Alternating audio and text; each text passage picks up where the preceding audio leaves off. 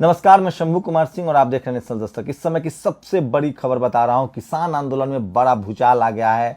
Supreme court की समिति पर ही सवाल उठ गए हैं और खुद समिति के एक मेंबर ने सवाल उठाया है। दूसरा, बीजेपी ने यूपी में हिंदू मुस्लिम का एक नया तरकीब सोचा है, जिसको एक सांसद ने एक्सपोज किया है।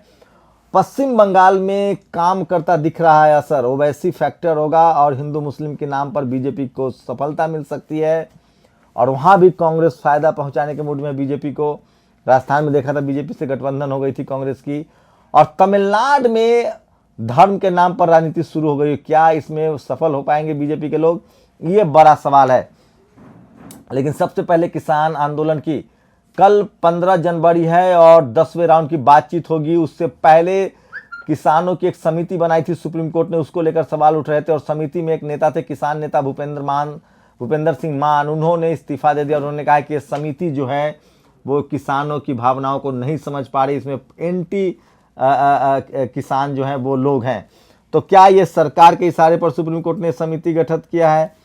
क्या इनसे बात नहीं की गई थी पहले? तो ये तमाम फैसले जो है वो सवालों के घेरे में आ जाते हैं।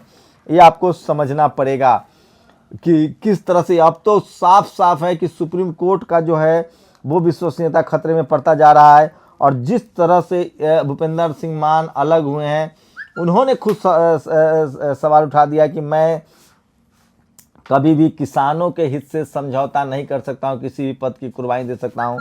तो क्या ये सब सरकार के इशारे पर की गई थी? ये सब वो तमाम सवाल है जो लोग लगातार सोशल मीडिया पर पूछ रहे हैं।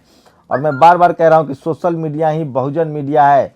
और बीजेपी की राजनीति जो है वो लगातार शुरू हो गई है। आज मुसलमानों का एक बड़ा किसान समर्थन में मुसलमानों का एक दल रामपुर से आया था और उन्होंने साफ साफ कहा कि हमें देर हो गई है, हमें और बहुत पहले आना चाहिए था, लेकिन हम लोग डर के मारे नहीं आ रहे थे, लेकिन अब हमें किसान आंदोलन ने डर दूर कर दिया। तो मैं ये तो जानता हूं कि किसान आंदोलन से हमारे जैसे लोग का भी डर खत्म हुआ है।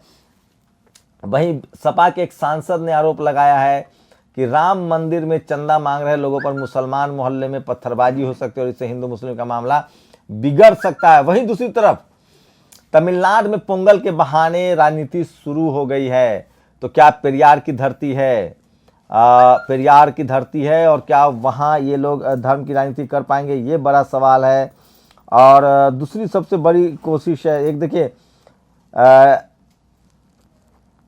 एक खूबसूरत भारत को 6 साल में नफरिस्तान बना दिया गया है।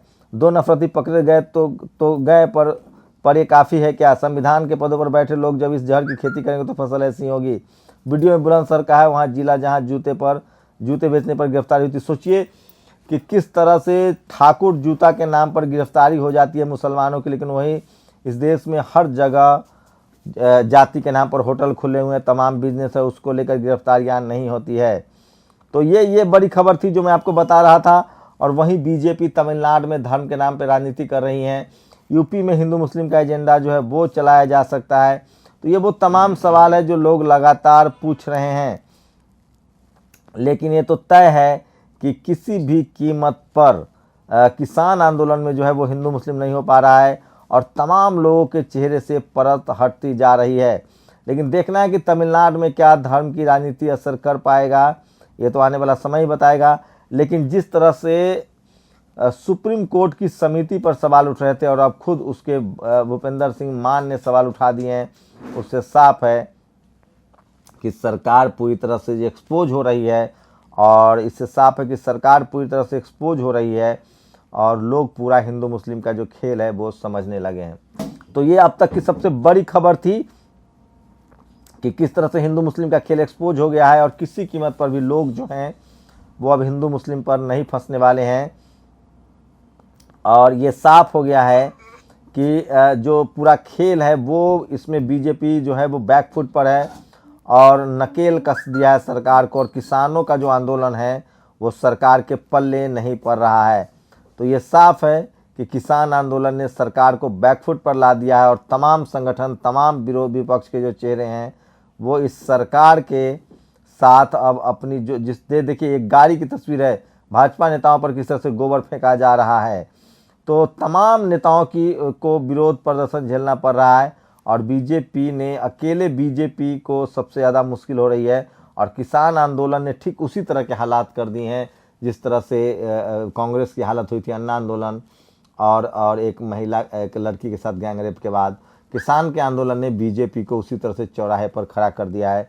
लेकिन अभी भी बीजेपी के समर्थक जो हैं वो उनके साथ बने हुए हैं।